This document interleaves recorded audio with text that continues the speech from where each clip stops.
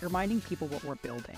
And it's not just like the engineering pipeline. It's not just the dialogue, right? It's not just the audio. It's how it all comes together around a campfire. Because when you tell a story to anybody else about this game that you're working on, what is that player going to tell somebody else that story is going to be? How will they tell that story to convince their friends to come play with them?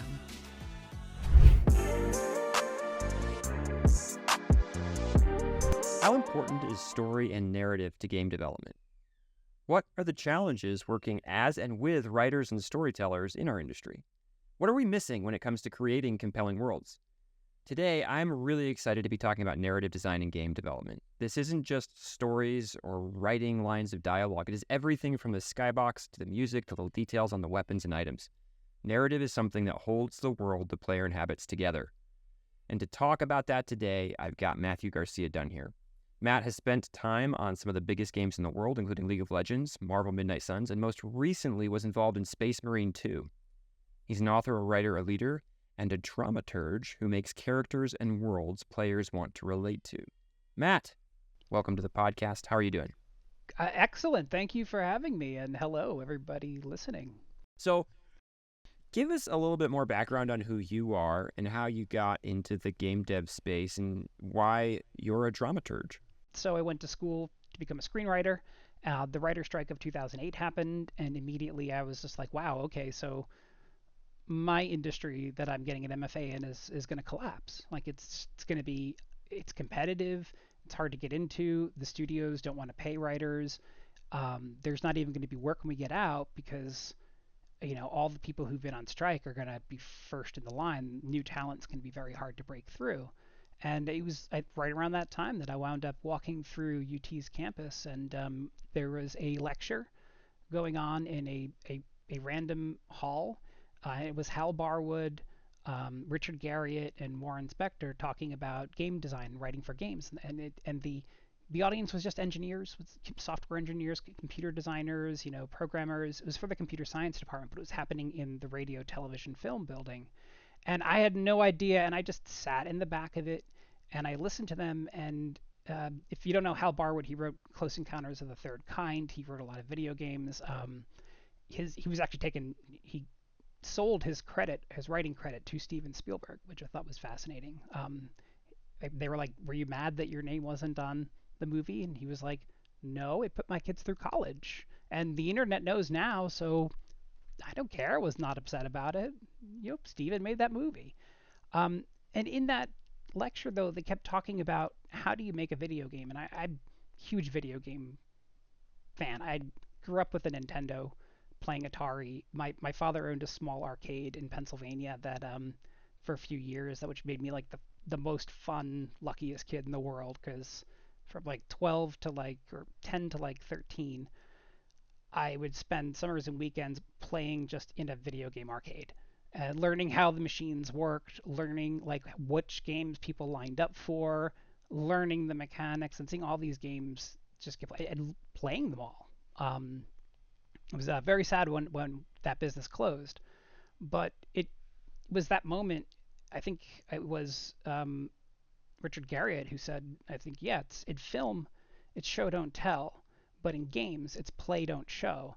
And then my brain kind of flipped all around, and it was like that kind of epiphany moment where it's like, Matt, you play video games a lot, you've had experience making big games with people, you like telling stories, you like world building, you also are very worried about having health insurance and having a stable income, and you're not very good at marketing yourself or selling yourself to agents and managers and getting people to bite in the Hollywood system.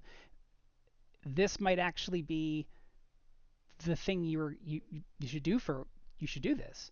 And the next day I went into like our writers workshop, and I was like, yeah, I think I'm gonna aim for video games. So just want to talk first. Let's see, I'll just date us a little bit here. We're in mid-September 2024. Podcast probably won't come out for a few weeks. State of the industry. It's been interesting. What do you see? State of game dev. I see a lot of layoffs. I see good amount of games that are like announced but need work and like kind of like being rushed but also don't want to rush. Like games feel like they're in their head right now. They feel like a little bit like they're in their head. And it feels like there's a big industry contraction.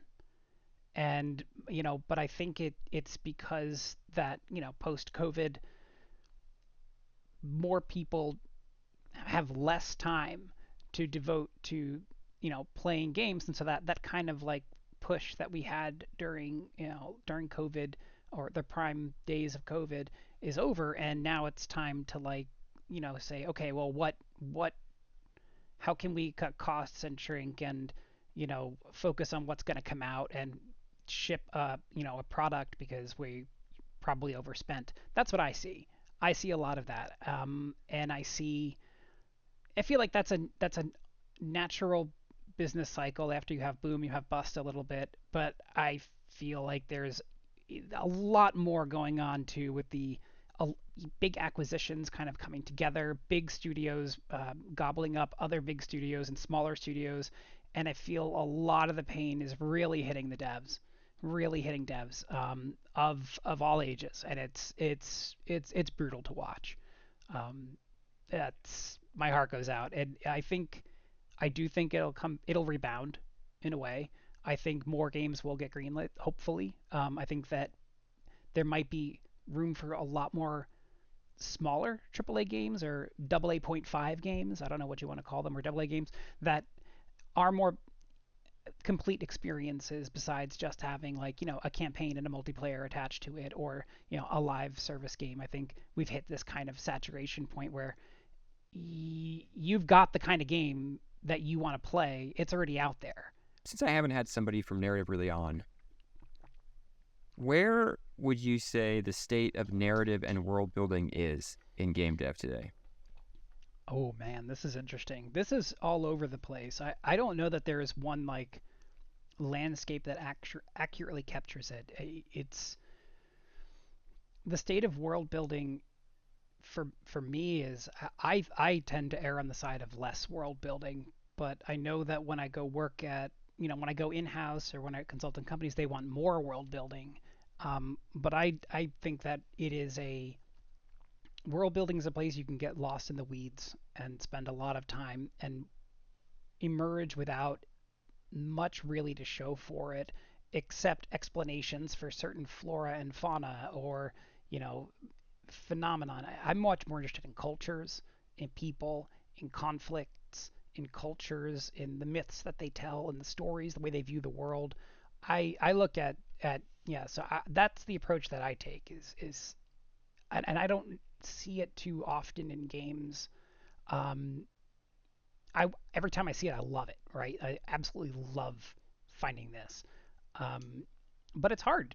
It's a hard thing to parse for a lot of folks. World building is a thing that it can kind of be a trap, right? You can spend too much time, and I think it's world building needs to exist to the point where it enriches the player's experience, creates depth for the player, but really it has to bridge and create the relationship between the playable character and the world itself that you're playing the game, right? Like that's the relationship that's key. So anything that doesn't really serve that relationship in the end for me is like I think you can push that off to like later until it really needs to be something. But early in a process, when I'm brought in for consulting work, it's early in a process, and I say don't the devil is in the details. You don't want to go too detailed too soon. Start big, start broad, start with the things the players are going to remember the most. And the state of narrative is always tricky because narrative often gets a short end. They really, a lot of times I've seen narrative taking the blame or being the ones that have to be the bad guys, or I've seen narrative be thrown under buses or say like, hey, narrative is trying to be an IP police or narrative is trying to say no, and I think to myself, like the amount of times I've really tried to say no to things, um, it's very rare. It's only when it's like a blatant copy of something that's already on the market. And even then, a no is not really the goal of any narrative writer. Our goal is flexibility. The best narrative writers, narrative designers, narrative, craftsfolk working today is that we're flexible, right? Like we're used to having three other pitches under our arm in case you don't like the one that, we just gave you. It's like, okay, well, I got four more. What would you like here? You want to try some of this?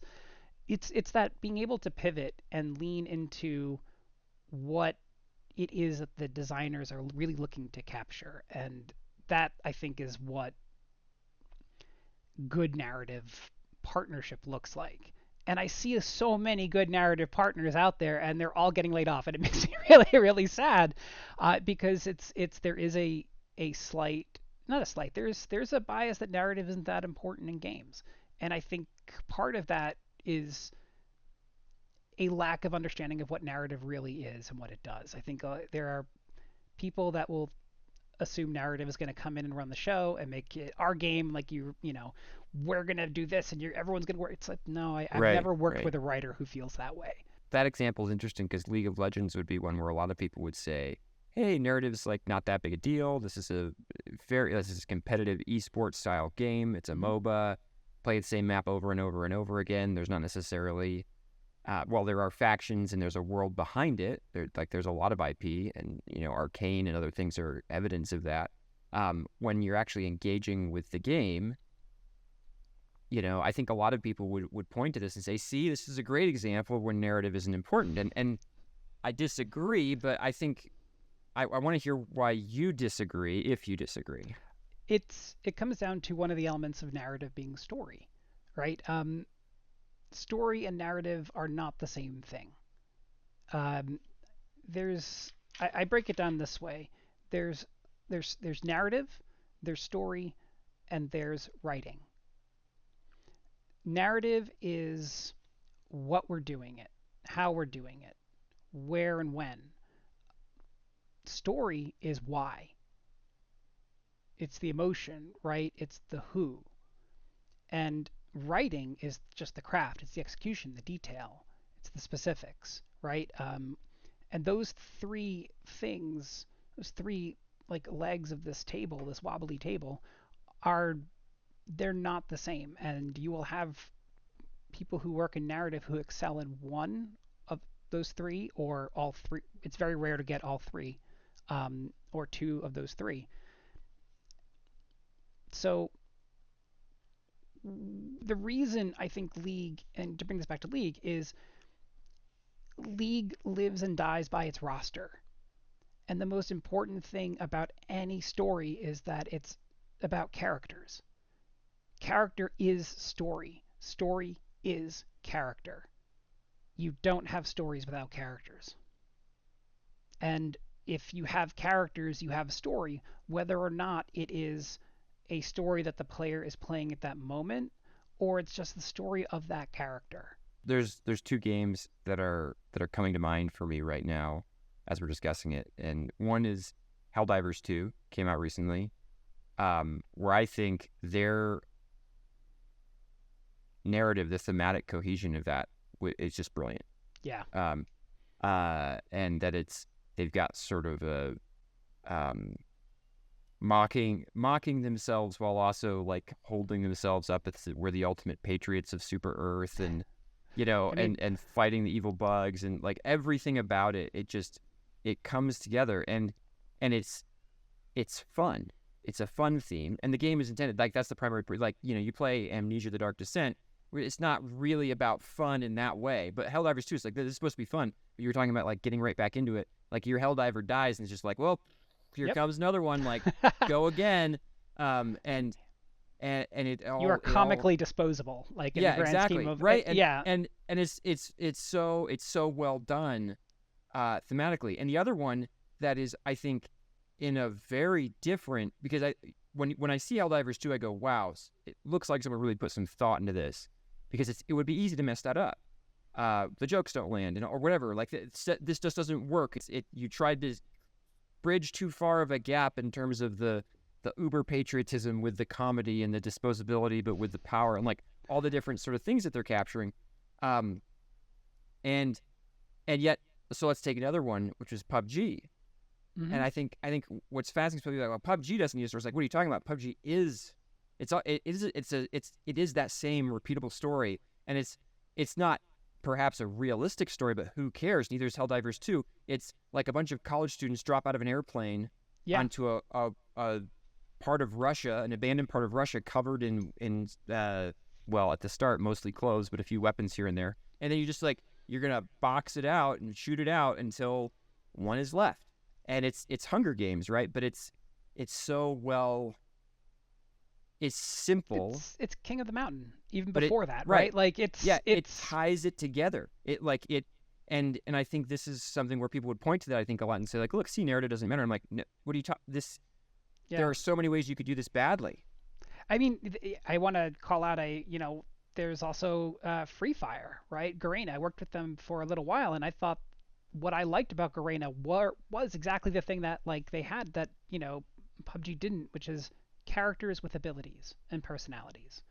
And I was like, yeah, this give me that in the battle royale, right? Like, it, Apex Legends did that really well. yeah, and they got it too. And that's when it's to me, it's when you get that character flavor. And you talk about like state of world building and state of narrative. One thing that's so fascinating about Helldivers 2 and Pal World and uh, is that they are synthesizers, right? Like the they are taking very specific parts of IPs that other people love. And I'm not, this isn't like taking, like, they're not plagiarizing. I don't want to get into that part, but No, like, yeah, yeah.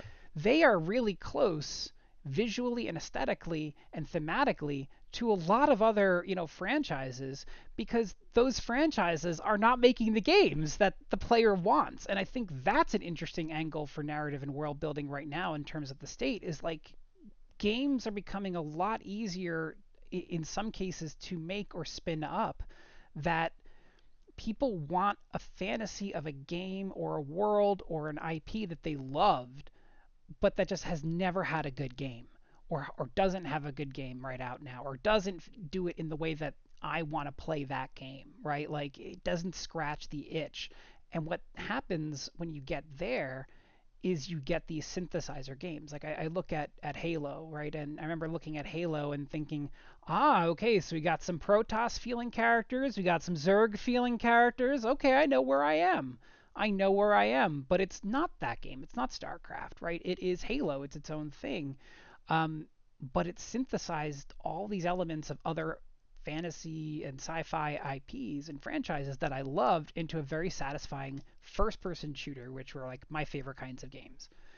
So it hit the mark for me in a way that like I remember for a long time they were trying to make like StarCraft Ghost and like that never came. I don't know if it ever came out, and I was always excited, but it was never a first-person shooter, and I was like, I want an FPS. I want a good FPS. I like them. I like FPSs. I want it's that kind of thing is going to happen because you're getting to that stage and where the technology is becoming available and people are going to start taking the things that they love and making things that are close enough to them and making the game that they wanted to play. And I think that's interesting. And I think it's a good challenge to those franchise holders to open up their franchises to different kinds of games and to different kinds of developers who can turn things around faster. And I think that's what's going to lead to another boom in the industry is like people are going to realize, hey, they're eating our lunch with a game that looks kind of like our franchise, but isn't. So let's go find a team and get this game out, and let's find the right team to get this game out, and let's find people who have the passion for the material to bring it to life. That's what it felt like working on Space Marine 2, to be honest. Like that, the team was the most knowledgeable creatives, devs of the Warhammer franchise. Like I would make a pitch and I would have four people telling me like that is not how the universe works and like it would be this and this and this and we're doing it this way because of this. And I'd be like, oh wow, that's a really good reason. Um, and so I bought the books. I've read through the books. I understood most of it at this point. But we work closely with Games Workshop, to make sure that we get things right as we possibly can. Um, Why? And So yeah, let's hit that. Like, so Space Marine 2 that just launched. What yes, uh and is doing quite well. I So congrats. thank you. I know that's got to feel good. Um, There's a lesson from writers' rooms, which is the writer credits the room and the room credits the writer. The team on Space Marine 2 are passionate, dedicated. Ollie is the creative lead. He broke that story down and made it clear to all of us other writers. Randy Bigel wrote a ton of it. Kim Smith edited so much of it. Evgenia, she like I could just like sing the praises of the people that I worked with because they all made like the stuff I did look really good. And I hope I helped out with them. Like Craig's team there on Space Marine 2 was wonderful. It was just a beautiful, beautiful process to be a part of. And I was talking about writing directly into a live. Like you're writing your drafts and cutting them apart and rewriting them, and that it's like live writing, and it was very exciting. I'm still getting to do some stuff with them now, and it makes me happy because I get like I've had a year now for all of the lore and the world of Warhammer to kind of compile in my brain and start making sense. so what was your role? So you're doing a lot of writing. Mm-hmm. Why did they bring you in to help them out with this? I think they're at that spot where the rubber is meeting the road and they don't have enough writers to actually get all of the content written, and they needed somebody who could work quickly in with an IP, learn IP rules, not afraid to make any mistakes, and not afraid to put out a bad. I think I told them in my interview, I was like, look, here's what's going to be. I'm going to write a really bad draft, and you guys are going to hate it, and I'm going to be okay with it. Like it's not going to hurt my feelings. Like I will then write a better version, and we'll get it there. And they were like, yeah, that sounds about right. And I was like, cool. I wrote a couple bad drafts and got through, but they needed somebody who could take the PVE characters, the other Marines, and actually integrate, like, write their stories and their storylines in the ops missions, and also take on writing the PvP Chaos Marines and their like character personalities. So it was a lot of like what I was doing back at Riot, but for a shooter, which was much more fun for me because you get to create very subtle personalities within the archetype, and like they're space marines, so they can't have that much personality, but you can basically you're giving it's a vanilla ice cream cone, but you can put sprinkles on one, nuts on another, chocolate on another, and like that was like you get a little bit of flavor, but the flavor had to match what that character's ability was and what that character's role in the story is, and feel like you were playing like that archetype. And that's where leaning into archetypes and understanding myth and mythology really helps you as a writer, because if you can understand old mythological archetypes, you know who you're writing, right? You know how to update them. If you understand the Jungian archetypes, you know how to put psychology onto them. And then if you understand the modern tropey archetypes, you understand how to make them relevant. Interesting. So I was going to ask a different question, but now I want you to kind of go walk through that. So you're writing characters. You talked about mythological archetypes, Jungian archetypes, and modern tropes. And this is how you were. I assume you used a model like this, at least intuitively, if not quite explicitly, as you were developing characters for Space Marine 2. So I'm curious now. Like, walk me through more of that. Give me some more. Yeah, Put some meat yeah. on those bones. You look for, all right. You take Decimus, right? Okay. Randy had mentioned that this Decimus would be the character that had black marks on him. He's like the space marine who is probably a little bit too rabid, too. And I was like, okay, that's all I need, right? That is the starting point. You're gonna go Ares. He's God of War, right? Like and I mean not like God of War, Santa Monica Studios, but like the old God of War. Ares, Um, Mars, the god of yeah, war, in the pantheon, the Greek Roman pantheons type thing. yeah, he's going to be the one who is bloodlusted for a space marine, and so then you write the loud version, and then you think, okay, he's a warrior archetype now, as they all are, but like specifically, he's a warrior who is straining at the bit a little bit, who is probably feels like he wants to go further than what the Codex Astartes would allow. He would be disciplined, and he probably knows he has to hold back, and when he's in the heat of it, he won't be able to. And that would jive with this gameplay of like having that kind of the hook and the pulling close and really getting into the melee aspect. And he's the one that like he wants to see blood fly the most. And then when you look at that into like more modern tropes, you begin to see why would he be this way? Who he's been, through so many surgeries and procedures to become an ultramarine. He doesn't believe necessarily wholeheartedly in the causes, but he is just that rabid dog that's on your side. And that becomes like, I'm trying to think of there are plenty of good characters like Trevor from GTA, right? Like that's the extreme version of that kind of a character. It's the one you, if he likes you, he won't let you down. Now, of course, Decimus is a berserker. He's still he's never going to let his brothers down. Thank the Emperor he likes his brothers because he has to, because he will. And that became kind of the fun of writing that character. He's the one that wants to be he's the closest you'll get to unhinged. Then you contrast him against Straben. I never know how to say his name. And Straben is much more. We joke that he was almost like just like, yep, I am full blanked out. Like I am just the Marine that you attack. He will speak exactly, explicitly like a Marine with almost no personality, to the point where it became his personality was the anti-personality. He's blank. He's the stranger.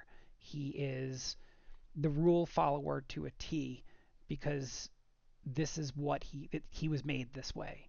He's empty. And you get into mythological archetypes, and you get to the characters that have no soul and no animus and no real motivation besides do what must be done in the exact way that it must be done. And now you have, he takes no delight in it. He takes no joy in it. He does not care about the honorifics. He does, these are just, no, I live for the mission. The mission must be clear. It must be done right. It must be perfect. And that's where you start building. It's like the personalities couldn't be huge, right? You can't write big personalities for them. They have to be much more subtle. And I think one of the nicest compliments I got from Ollie was he was like, "Hey, I'm really surprised you're able to put personality into these characters, because they do feel like distinct personalities, and don't break they don't break the any of the rules." And that was the biggest compliment I got, and I treasured that compliment like really close. I was like, I felt good to like pick your shot and have the creative director be like, you did it, nice. Yeah, that's awesome. Yeah, That's it was a awesome. really great feeling. That's super cool. Well, I'm glad the game's Me too. doing so well, Me because too. I just feel like it. I don't know. I feel like I mean, there've been hits and everything, but like it's a good big IP hit game. And Warhammer is one of those that emerged from games, really, and Yeah. I don't know. It's just so cool to see it doing well. Yeah. So, oh, It go it ahead. does it deserves a moment. I think I in the past may have like thought it was too restrictive of an IP. Now I love the game of like how restrictive of an IP it is. It's like, oh no, I love it. I love constraints, and I think that's like one element when any studio brings on narrative in any way, shape, or form at any stage is set clearly the limits and the boundaries. Um, Anytime I've been told, write whatever you want. I'm like, you're not gonna like it. You're gonna hate it. And then you're gonna tell me we can't do it. And then it's gonna go like, uh, give me. I would rather have those tight constraints, because then it becomes a game. Like there's a quote that I love, which is art is what you get away with, and it's really what you get. It is. It's the stuff that you get away with that people that slips by, that becomes the stuff that you're the most proud of. Because yeah, I think when you make something that is meaningful and artistic to you, any creator, they will have a specific reason of what it means to them, and people are going to interpret it differently, and that's the fun of it. You have allowed there to be some room for player interpretation. And that feels like that's where I think players really want to be hooked into a character. I mean, most players I think are trained to think I don't want a story because it's not going to be good. And I just want to play the game and do the mechanic. I think we all really like when I think about that statement and the times I've even said it myself, like I think, is that true? And I'm like, no, it's not. But the bar has typically been low because there hasn't been enough love that I'm kind of conditioned to not care about it. My friends, I play with my friends and they're like, skip cutscenes all the time, and I'd be like, no, I want to see what happens because I'm invested. We all want to get invested, right? Everybody think about going to a movie and saying like, yeah, I just want to sit in the dark and eat popcorn and listen to the audio. I don't want to watch the movie. I just want to hear it and listen and eat popcorn in the dark. And I'd be like, that's weird. You can do audiobooks. You don't have to go to a movie theater for it. Half of this, more than half of this experience is wasted, right? And you know, so when I think people do want story, I think they do want reasons to dig in, and that's one thing I know. Like how I approach my work whenever I get the chances, this could be the only line of dialogue I ever ship. If this line of dialogue is the only one I ever ship, can it be something? If this short story is the only short story someone's ever going to read for this character, how can I make it a complete experience that doesn't need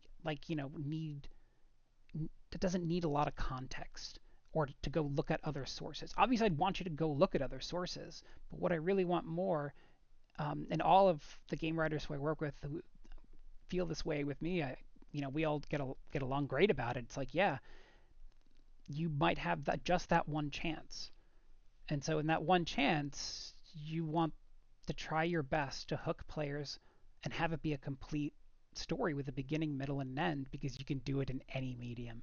It does not take that much to make a beginning, middle, and end in everything that you made.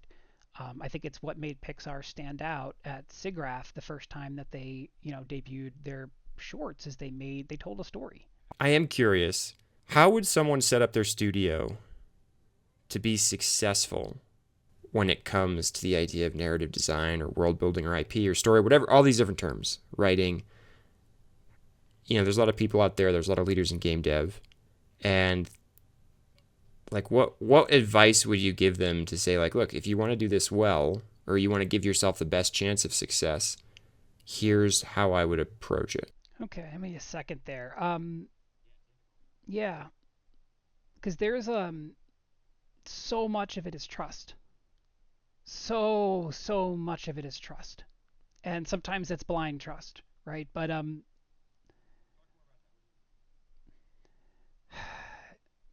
there's trust in the process. There's trust in the people that you hire.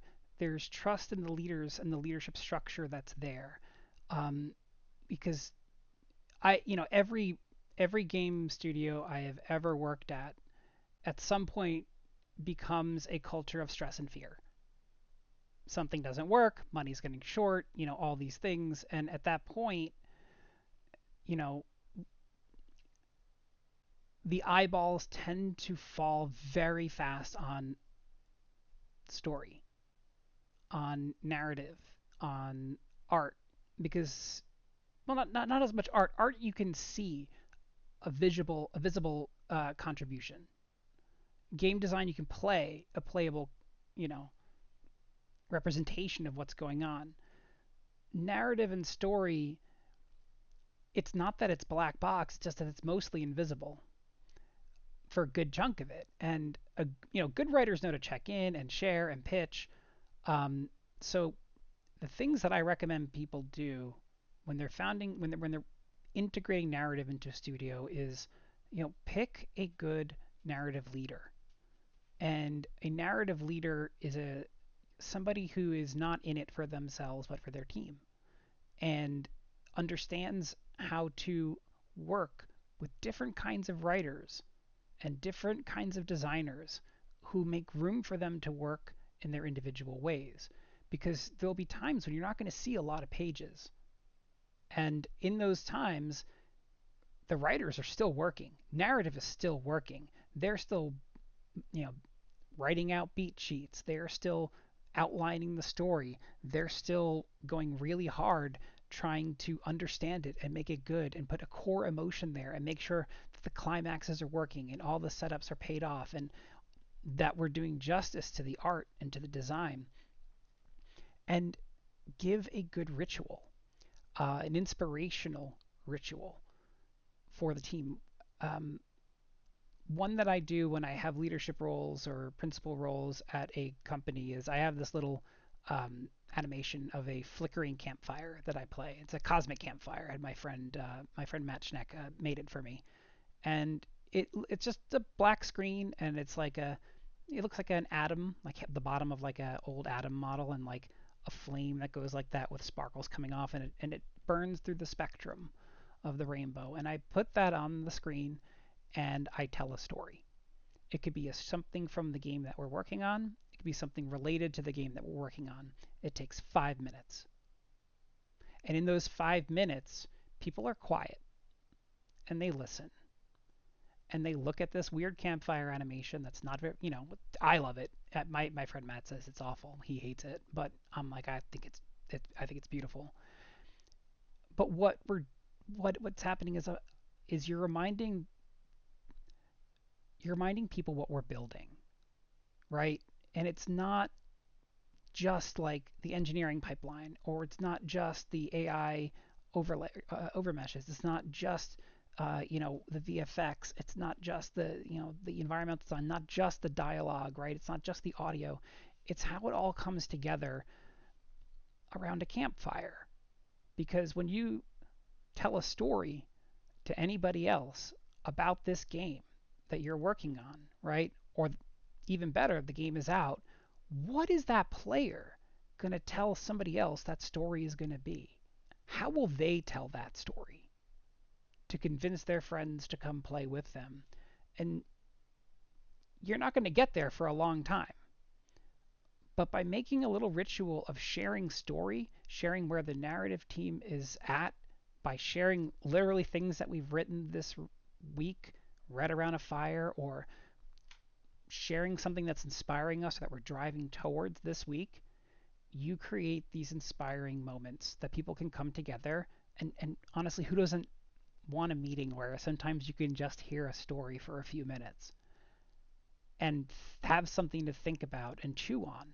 This is one of my very favorite rituals that I do. Um, and it's always gotten really good results. And I mean, it gets the team engaged. It brings them together. They'll say they never thought about it that way. They'll offer to read something next time. People will start writing things. Another element is hire an editor. Editors are there to help keep your IP documentation and Bible up to date. They're there to really help manage and streamline and fact check everything and keep everything consistent internally and help create a style guide, which is what writers really love having when they join a project. Um, it's okay being okay in knowing that there are going to be some weeks where your writers don't they look like they're not working, but they are. Trust me, there. They might be looks like they're watching YouTube videos, but there is something going on there, and it is part of the. You've got to turn that critical brain off for a little bit, so that you can let that quieter brain, that creative side, go to work. Um, and it's to make narrative work is to empower them a little bit to have parity with design, with art, with animation, with audio, with production. Um, you know, Different studios manage narrative through game design, but game design, it doesn't. It's different. It's a very different discipline. Or they manage it through art, and yes, writing is an art and story is an art, but it is not art the way that they're doing, right? Like, it really needs its own people in that way. I think Craig Sherman at Saber is the chief narrative officer, and to me that's like having I was a chief, a very small game that it's it's still out there, but I don't work there anymore as much. It's a different company now. I still advise, but knowing that there's somebody there who goes up to the C level and can advocate for the work and for integrating the team together and integrating the team into more projects and kind of go to bat for us and be like a pain sponge a lot of times. What it feels like, it frees up your writers to focus on writing. It frees your narrative designers to build more inspiring quest lines. It frees up your narrative team to do their best work because they don't have to be in a lot of meetings, like in thinking about things. And I think early on, you want your principals in a lot of meetings. Later on, you don't want to see your principal that much because you need them off writing and leading writers' rooms. And this is one that's always very particular. It's writers' rooms are run by writers, for writers. If you're the CEO and you want to come to the writers' room, it's going to be a whole big thing because you're going to disrupt it. It's not going to be the writers' room. The writers' room is a place where people get personal, people share, people get vulnerable, and a good lead writer is going to make that okay. It's going to make that safe because you don't get to tell great stories without sharing from yourself and your life and your experience. And it creates a writer's room will get to some place 10 times faster than just having like a narrative lead and one writer, which is often what you see, a narrative lead and one writer on staff and one writer contract. A room can last 6 to 8 weeks and can solve most of the issues that you need to have something and gives you something to work from. That's how TV works. But for games, having a room that is just writers is very rare. You need a very big company, right? Would sometimes have them. Saber sometimes has them. 2K and Firaxis sometimes had them. When we did Silent Hill Ascension, we had writers' rooms that were just writers. And it was, you know, the goal of the room is to make the work better. And the room credits the writer credits the room, and they get somewhere where nobody else, where people can't get alone. And there is often a desire to want to be a part of that room. And, for people to say, well, I'm a writer too. And it's like, yeah, you are, but it's invited to being in a writer's room. I have not been invited to certain writers' rooms, so maybe very upset. I've gotten very mad about it. And then sometimes I'm like, you know what? That room needs what they need. And they don't need me right now. That's fine. That's okay. I'm an abstractor of principle, but as a person myself who's strongly in favor of like cross functionality in the majority of the work, I want if I've got, as a producer, if I've got narrative people, I want them sitting next to artists and sitting next to artists and doing all these things. There's also this other piece, which is, hey, I acknowledge that if cross functionality is taking the front seat in order for us to serve the player as best we can through collaborating together across disciplines to meet the need versus trying to do it in some sort of discipline siloed way, we still need to allow all the discipline space to be disciplines and crafts and focus on that together. And I think you're calling out that very articulately around the idea of the writing, of the narrative, of like, okay, what is this, again, whether it's world building or whether it's making some characters or just trying to put a cohesive layer on top of all the things that are happening, that if you are a company that has sufficient people to do that like don't ignore it just because of cross functionality.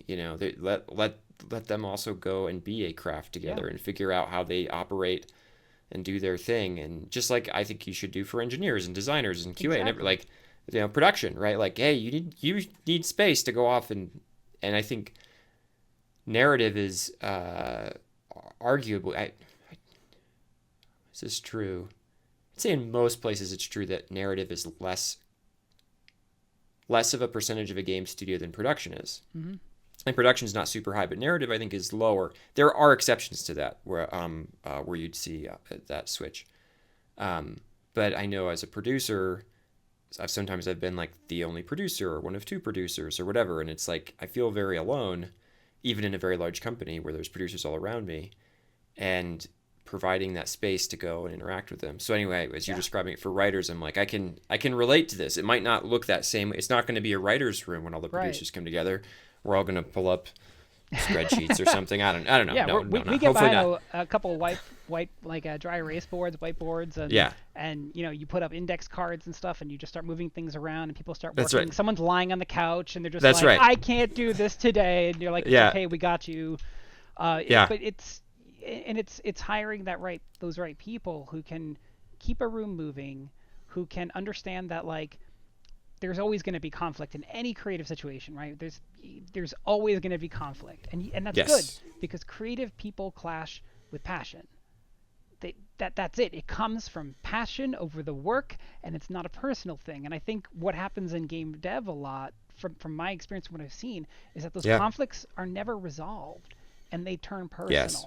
And it's like you need to make sure that whoever your lead writers are, whoever your narrative directors are whoever your leaders are in anywhere, understand that like conflict resolution is that you must invest in conflict resolution, because conflicts are going to happen, and if you let them simmer and you don't address them and you don't resolve them, that's when you get a toxic work environment very quickly. But resolve conflicts are, it can be something as someone gave me feedback and I didn't take it, but I didn't realize that it was direction. And once I realize something is direction, you listen to your director and you take the direction. You can parse the feedback however you want, but the director wants you to do this, you do it that way. Yeah. And that's just, that's how it is. That's how it works. Sometimes you need that distinction. Is this direction? Is this feedback? Are these notes? What is direction will change, and the conflict can dissipate from there. It's like, okay, yeah, right, okay, that makes sense.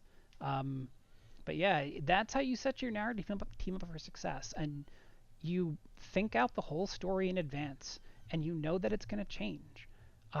Because it always changes. There's no project I've ever worked on where the outline is the finished project. Yep. You're making a map, and the map is never the terrain. Yep. The on the production side, the first plan you make is always wrong, usually egregiously so, and it's okay. If that offends you, you're gonna cause all kinds of dysfunction. Yes. Yeah. You have to be willing to roll with it. No outline survives first contact with an actor. You're like, there we go. Anything you want to plug as we're wrapping up? Where should people go? What should they check out? Oh, definitely check out Space Marine 2. If you're going to be in Austin during the Austin Film Festival, I'll be speaking there as a panel on game writing. And nice. I have my first movie that I'm a credited screenwriter on. Is coming out in February or January. It's called Screamboat, and it's a horror interpretation of Screamboat or Steamboat Willie. And I'm very excited to, it's going to be so much fun. I'm so excited to have gotten to finally make a movie after all these years, or write a movie. That's awesome. With people. But honestly, the biggest thing I would love people to take away is that narrative is your friend. We're here to help. We're here to view the project holistically. And anytime you got characters, you have story.